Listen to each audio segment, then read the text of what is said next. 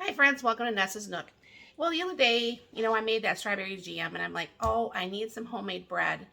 Well, my sister had been watching Renee over at Little Village Homestead.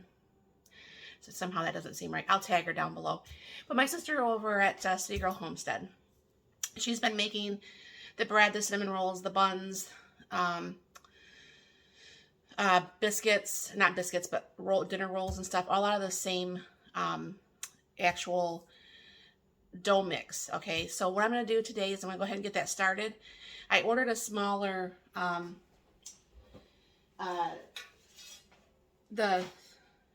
pan to actually make that in because I like the dough. I don't want the crusted. I want to just have it where it could actually fit in a sandwich bag. So if my husband wants to take that to work, he can.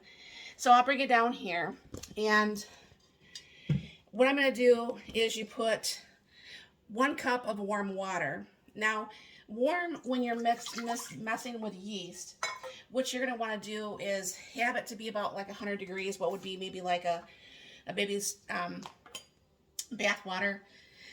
2 tablespoons of yeast. I just finally got out my new yeast yesterday. And 1/4 cup of sugar. Or I mean a 1/4 cup of sugar and a 1/3 cup of oil. And you can kind of like mix that around just a little bit. And what you do is you let that set there and proof for the 5 minutes. So I will be right back and I'll show you what that looks like to get that started to get proofed. Okay, as you can see, this foamed, so that means my yeast is good, so I can go ahead and proceed. So I'm going to go ahead and put my thing in the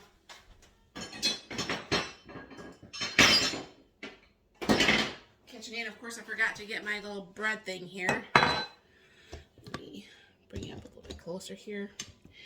So what we're doing now is I'm going to go ahead and put in the little paddle. And what I usually, it says anywhere from 3 to 4 cups of flour. Now, what I am going to do is I'm going to start off with 3, and then I'll work my way up. But what you're supposed to add is a tablespoon of butter. All right. And it calls for salt too. But I'm going to wait for a minute till the flour is in here before I do the salt. I'm going to go ahead and I'll wait for it to raise that. So I go ahead and, this is just regular flour, by the way. I should probably be using my bread flour, and I don't know why I'm not. Maybe on my next batch I'll use the bread flour.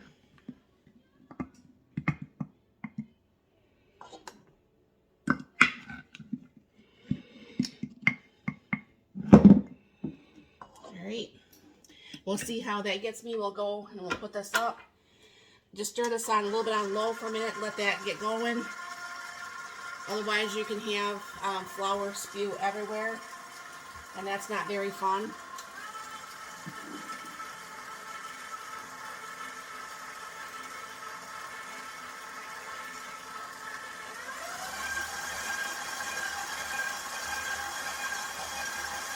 Alright, I'm going to add my half a teaspoon of salt.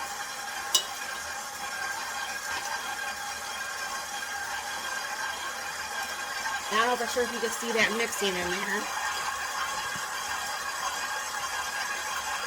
But what we're looking for is when this gets going enough that it starts pulling all the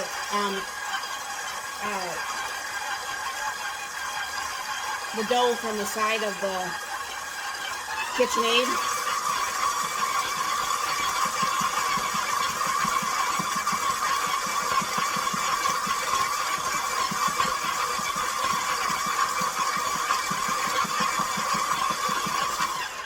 There's one piece over here that's not getting caught.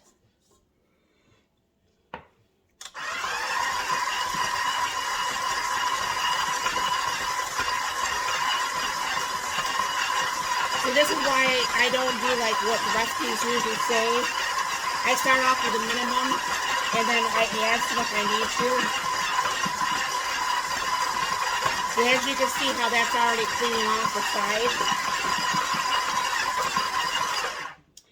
That's cleaned off the side at that 3 cups. Okay, so you have to actually go ahead and let this actually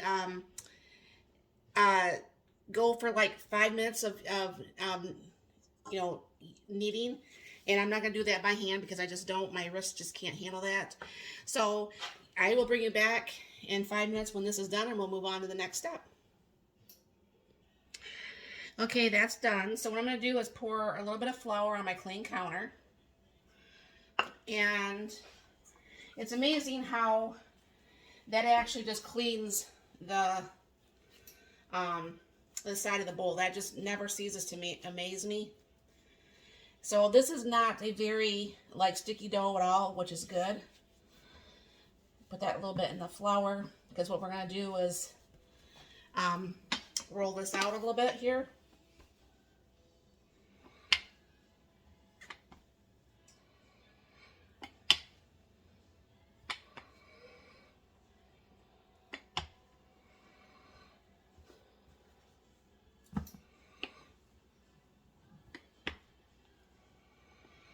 And that pan, I was trying to remember, is called a Pullum pan.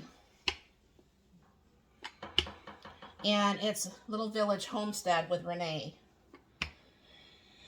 Everything that I have tried of hers has been absolutely amazing. I know my sister, her and my sister talk quite a bit on and off YouTube. And she even sent my sister a really nice cookbook. I haven't had a chance to look through it yet to see if I want to order one of my own. But I can guarantee I probably do. Because like I said, everything she cooks has been just absolutely amazing on the videos. So then what you're doing is you're going to go ahead and roll this up. And I'm hoping this works good in that Pullum pan.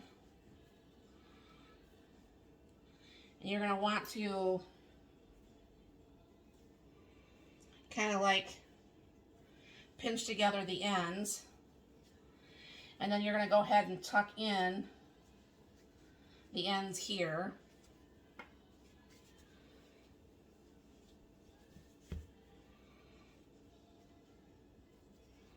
This dough feels different from the first time I made it.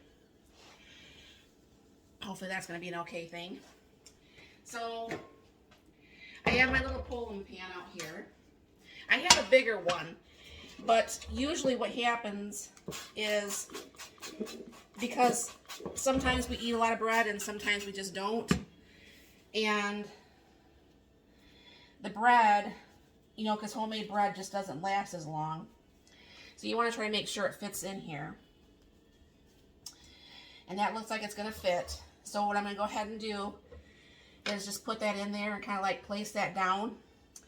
I'm going to let that rise. I'm going to cover this up and let that rise for 10 minutes, and I'll be back. Alright, so this did actually get up a little bit. Like I said, it's already oiled, and then what you do is you just put on your lid, like so, which is also oiled, and this will go in the June for approximately 20 minutes. I'll bring you back when that's done. Okay, friends, here's the reveal. Once I get the lid off, look at that. You go ahead and flip this out on my tray thing down here. Actually bring it down here so you can see. I mean, look at that. That's why I like those Pullum pans. I go ahead and butter the bottom right now, and the side. And I'll flip it back over and butter it. Yeah, I think honestly, for the two of us, now if a whole bunch of people were here, I think honestly the bigger Pullum pan would work better. But it's gonna be hot. Ooh, hot, hot, hot. And I think the bigger Pullum pan would be good for more people. But as far as a loaf for Mark and I, you know, even if I had to make it more often, so it could stay fresh, because you know, homemade bread doesn't stay fresh for a super long time. But that's what that's looking like right now. I'm gonna let that cool a little bit, and I will, that looks really nice. That's why, I mean, look how nice and brown that is. That was end up being a total of 27 minutes on this. But I'll let that cool, and I will give it a slice. And I'm going to put some on my strawberry jam that I made the other day that made me want the bread to begin with. So I'll be back, and just keep your eye open for that. Okay, friends, time for the bread. Let me bring it down here. That still is a very beautiful loaf of bread. And I will eat the butts on this bread, and I don't know why. I don't like it on store-bought bread, but I do on homemade bread. Look at that. Look at that, you guys. Oh, it smells good. Okay. I'll stop sniffing the bread. All right, get out my strawberry jam from this weekend.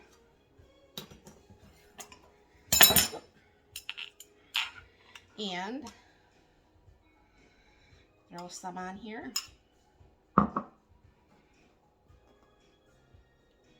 Yeah, this is the one thing I was thinking when I tasted my strawberry jam the other day.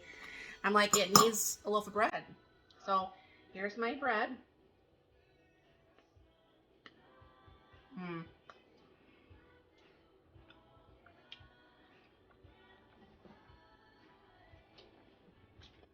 That hits a spot.